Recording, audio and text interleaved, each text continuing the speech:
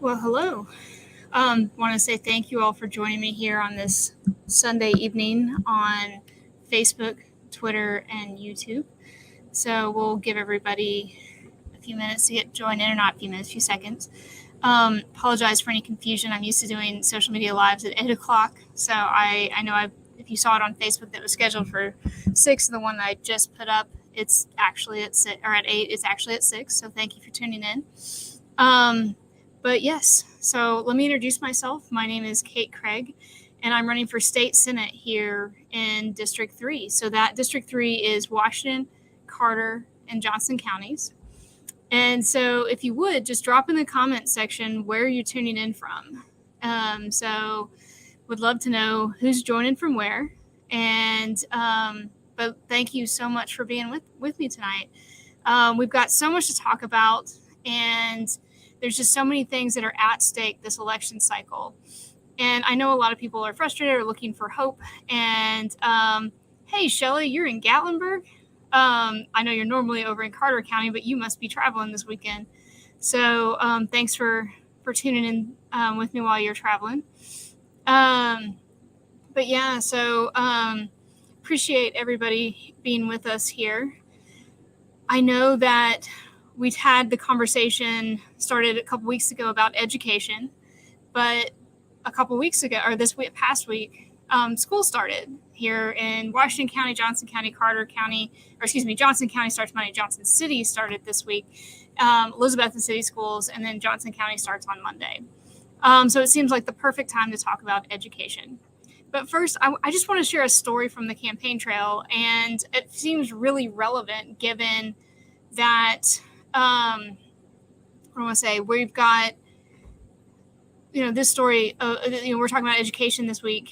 And so on Thursday, the day of the primary election, that night, and I haven't even told her I was going to share this story, but my 6th grade science teacher, Miss Glenn, Kathy Glenn, sent me a text telling me how proud she was of me for running, and sent me a picture that she had somebody take of her voting, like pointing at my name, voting for me at the polls. And I just can't begin to tell you what that meant to me, that somebody that inspired me to love learning, to believe in the magic of learning, and she made the classroom magical, that she was that excited to vote for me. And so it touched me, it humbled me. And I hear humbling stories every single day from the campaign trail, and that one just really touched me. And so I'll be sure to share that picture later, but that's definitely something I wanted to share with you all, because this movement, this election, is a grassroots movement. This isn't just somebody that we don't know. I grew up here, and I have teachers that touched my life and touch every single one of the lives here in this community every single day. And this is why I got into the race. The other story I want to share real quick, and it's kind of the importance of why you got to early vote, and it's going to explain why I'm outside and why the background's a little different than my normal setting, is that on the morning of the primary election, my wife tested positive for COVID. And so I'm outside, and we've been quarantined away from each other and all of that stuff. But it's a good thing she early voted, because if she hadn't, she would not have been able to vote.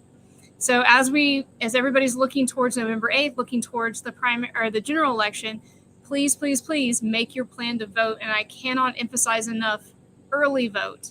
So please go early vote. October 17th is the first day to early vote. So spread the word, spread the news, make sure that everybody gets out to early vote. So I wanted to share that because I thought that was really, really important. And why I'm outside. So like I said, thank you all for tuning in, for joining me here, and on Facebook, Twitter, YouTube, and all of the above. And so if you would just take a moment and share this live stream on your social media and invite people to tune in. Because the more people that we bring in, the more we got to keep talking to voters. We got to keep talking to people in our circles of why this matters. So if you would just take a moment and share this on your social media, I would be ever so grateful. And actually, while we're doing that, I'm going to do that on mine as well. So we will all do this together. Because right now it's airing on my campaign page, and I'm going to share it on my personal page. So yes, here we are. Let's see.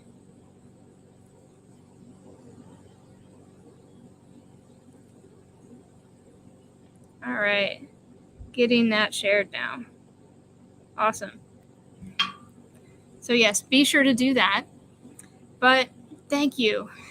And so, again, my name is Kate Craig, and I'm running for state senate here in District 3, and I'm running against Rusty Crowe.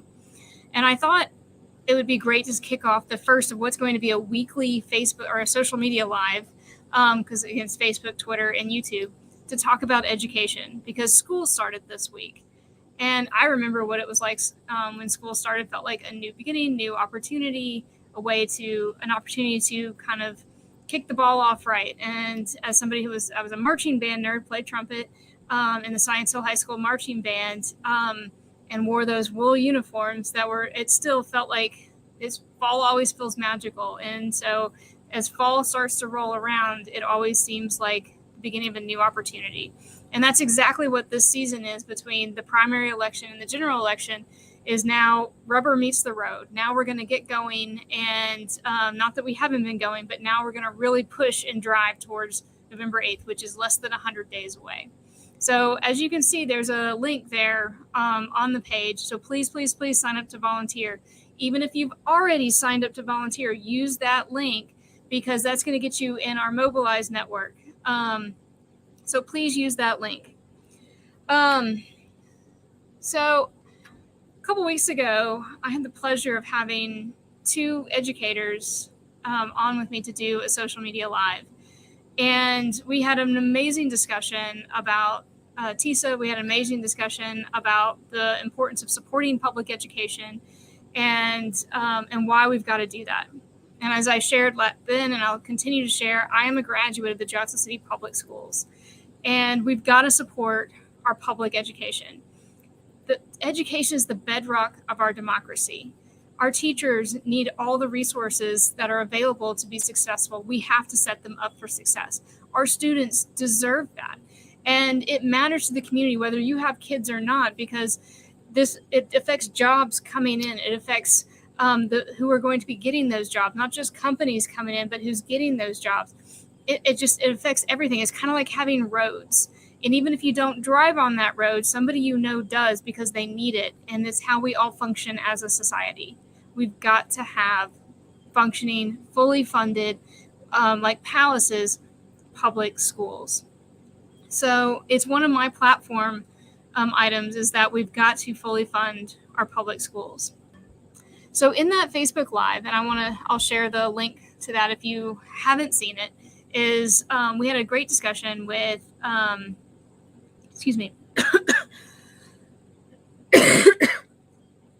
got a little choked up there, with Judy Whitehill, who is the past president of the Tennessee Retired Teacher Association, and Penny Reese, who is a local educator here in District 3.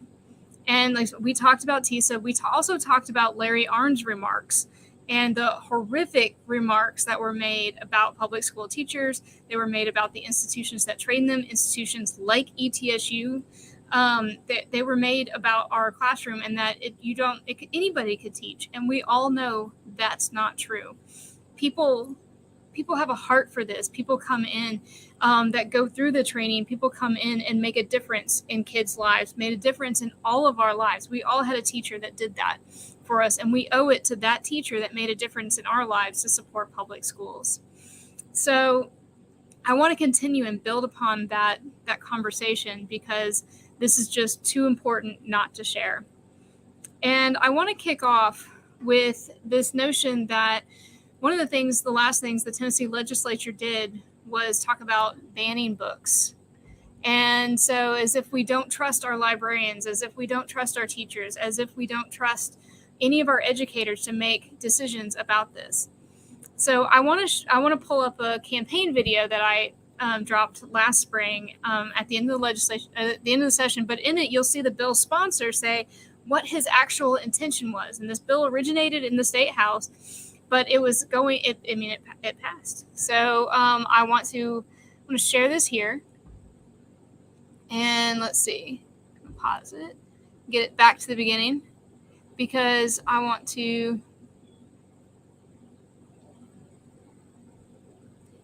Let's see. Make sure that the sound is up. There we go.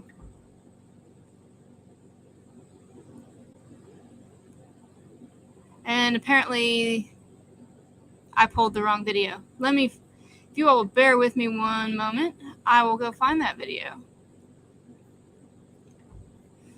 Because I have it uploaded right here.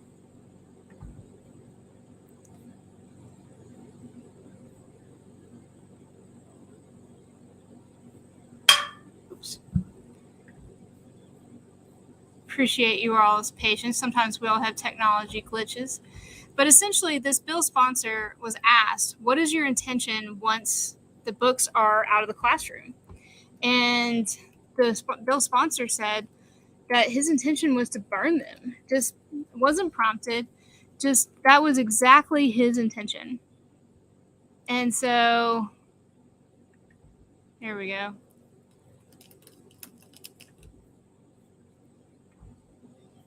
Let's see.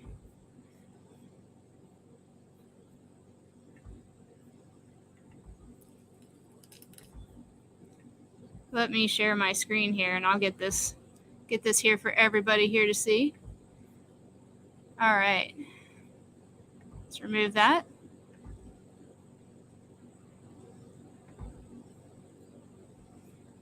You all are going to get a nice, let's see.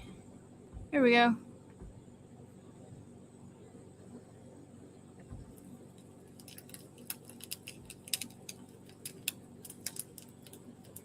Let's say you take these books out of the library.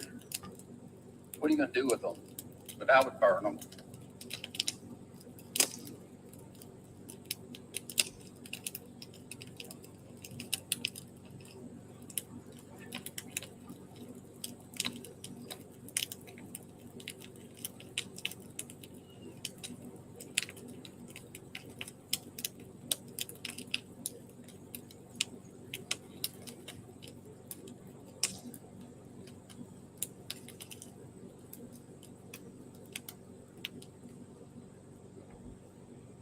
All right. So I thought that was important to share because they actually said it. They actually said that their intention was to burn the books. And that's a real problem because that's all about censorship. And I'm an author. I like to write books. I'm a 2-time finisher for NaNoWriMo. And if you don't know what NaNoWriMo is, it's an abbreviated version of National Novel Writing Month. And so in a month, literally, you sit down and you write a novel. And I did it for the second time this past November. I think that books come to help us develop empathy, to share a story that we would never have come across. Yes, it gives us an escape, but it also gives us a window into somebody else's world, into somebody else's experiences. And these are the books that our legislature wants to have banned from our libraries, or have straight up said that they want to burn. And specifically, they've said that they want to burn books about my life, about mine and my wife's life, that they want to ban those books from the library. They don't think it's appropriate for students to learn that I exist, for high school students to learn that I exist. So I really want to know how they're going to teach this history that I, Kate Craig, ran for state senate as a gay woman here and in Northeast Tennessee. And that is in 2022, that is history. That is a truth. How are you going to teach that? Because I absolutely exist, as well as all of the other LGBTQ people in this nation, in this region. We all exist. And our lives are valuable. Our stories are valuable. And so we should not be banned from libraries, the fact that we exist, that our families exist. And Rusty Crows even said that he thinks that we shouldn't, that we aren't Tennesseans, that we don't qualify. Yet I've been here practically my entire life. So I'm here and I'm here to stay. So our education matters because access to these stories matters. The funding that the legislature voted on, this new funding formula, also significantly affects our schools. And so it looks like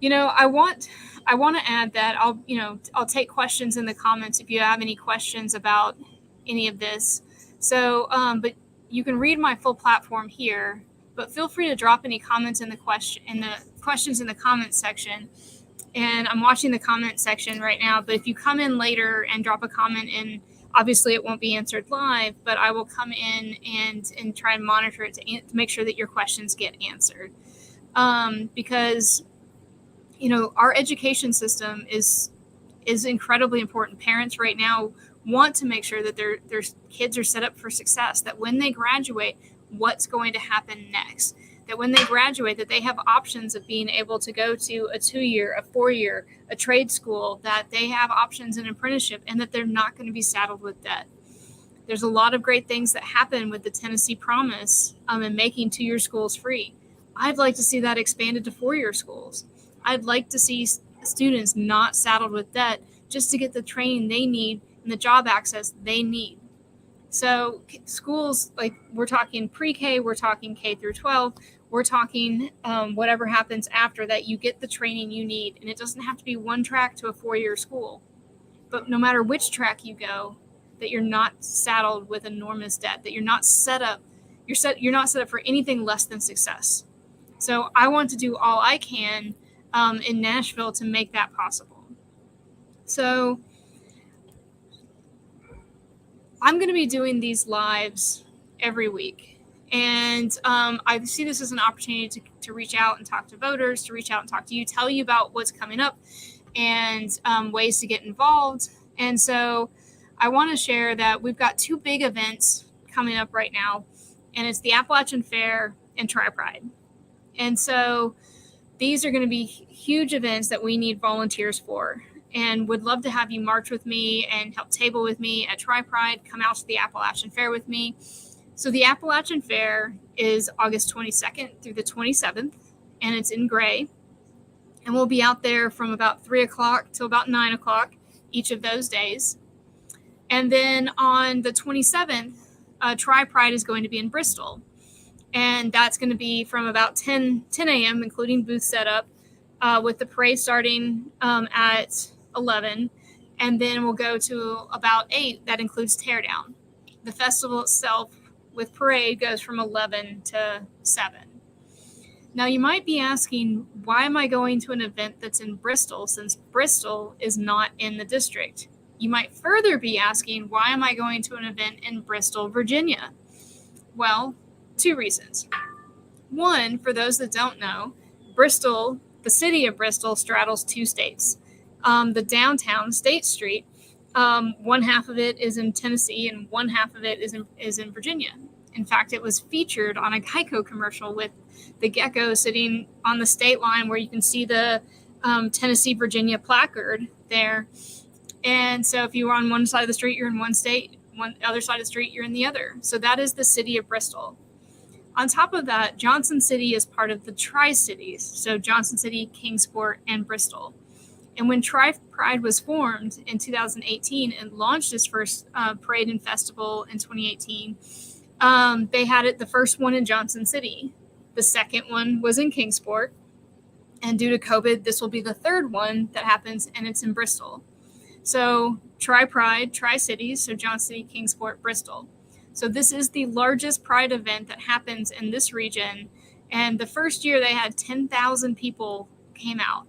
So please come help me talk to voters that are coming out to Bristol. And because we've got to increase voter turnout, we've got to be connecting with voters. We've got to be talking about why this matters. Because the presence of Tri-Pride and our presence in the community starts to change hearts and minds as we think about book banning, as we think about the censorship that's happening in our schools. The same thing for the Appalachian Fair. There are a lot of voters that come out that they're worried about their livelihood. They're worried about the investments as they watch the cost of living increase, and including their healthcare costs increase and their access to care goes down. That their bang for their buck as they're working day in and day out continues to go down. So help me talk to these voters, sign up for these events, because I really need volunteers out there. And these events are posted on my website. But I cannot emphasize enough, sign up to volunteer here. And because you'll get connected in with all of the events that the campaign posts. And like I said, if you've already signed up to volunteer, please sign up using this link, because I want to get you connected in with our Mobilize functions. And I'm really excited to announce we had 2 staff members start this week on the campaign. So Noah Nordstrom is started as the campaign manager on August 1st. And Chase Lindsay, who has been volunteering on the campaign and helping significantly from the get-go with volunteers, is now officially the volunteer coordinator. And so Chase will be reaching out to you once you sign up for that link. So please, please, please do that. We also have regular canvassing and phone banking events going on. And so tomorrow night we're going to be phone banking from 6 to 8. We'll meet on Zoom and we'll phone bank together. And then throughout the week and Saturdays, we're going to be canvassing. So we'd love to have you. So make sure you use that link to sign up. I've gotten a lot of questions about yard signs. So yard signs are coming at the end of the month, and we're going to deliver them to you. And they're going to be free to you. So don't worry about any type of cost. Don't worry about having to do anything other than sign up right there. So use the link, sign up for a yard sign, and we'll get you a yard sign delivered to your house. And if you're able to help deliver yard signs, you have a place to mark that on that sign up form. We'd love to have your help. But like I said, please sign up there. I really do hate that elections cost money, and they cost the amount of money that they do. But it is what it is. It's the nature of the system that we have right now. And I'm up against a guy who gets this incumbent who hasn't been challenged in 10 years, who was elected in 1990. And he gets majority PAC money, most of it from healthcare PACs. Anything related to dental, from the health insurance industry, from just medical. Just under that umbrella, it's mostly medical PACs. This campaign is a grassroots campaign, but that's not what Rusty Crows is. Think about how different the world is from 1990. What operating system were you using on your computer? Everybody think back to what Windows operating system was. The world's different. What it was like to get an apartment, what it was like to buy a house, what it was like to get a job, what it was like to graduate college or even a 2-year school. What was like? What did you have the same debt that students are having now? I think it's time that we need somebody in office who understands what the needs are today, who knows what it's like to have to be in this job market, to look for houses, to do that, who understand what it's like to have a full-time job and a side hustle just to make ends meet.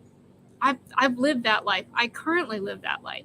This is our reality. And so we've got to be investing in this. And the only way to do that is to donate, to volunteer, and to vote on November 8th. So please, please, please donate. Please, please, please volunteer. And, we've got to, this is the only way we're going to make a difference. Finally, I want to close out by sharing that next Sunday, I'm really excited to share that I've got some special guests that are going to be with me that evening. So Dr. Martin, who just won the primary election, and he is our Democratic nominee for governor, will be joining me, as well as some of his senior campaign staff, Emily Couples and Ben Jones. So I'm really excited that they're going to be joining me, because we're going to be talking about voter turnout. And that's the only way that we win, is we've got to turn out to vote. We've been fed this narrative that this is a red state, and that it makes us believe that there's almost nothing that we can do to be successful to change that. But that's just not true. In Washington County alone, there's over 5,000 voters that are Democrat leaning or who are ready for change, who don't regularly vote. This is something that we can do to change the outcome of an election. I've seen elections decided by 1 vote. I've seen elections in this county decided by about 100 votes. This matters. For those that don't remember the story of when alcohol passed, or should I say liquor by the drink passed in this county, in Joss City, that they it passed the first time by the narrowest of margins. And they decided that everybody wasn't there, that this couldn't have happened, that we have to re-vote on it because we have to get everybody's voice heard.